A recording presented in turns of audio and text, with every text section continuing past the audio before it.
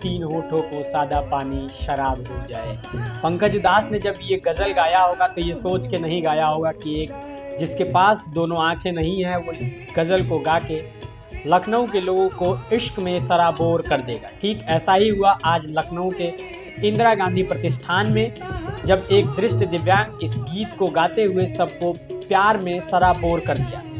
अरविंद सैनी नामक दृष्टि दिव्यांग ने जब ये गीत गाना शुरू किया तो वहां मौजूद श्रोता एक साथ गुनगुनाने लगे। अरविंद सैनी को सुनकर लोगों को इंडियन आइडल से फेम पाने वाले दिवाकर की याद आ गई, जिनके पास दोनों आंखें नहीं थी लेकिन वो अपने गायकी का लोहा देश भर को मनवा चुके थे। आप सुनिए इनका गीत और जवाब दीजिए कैसा लगा।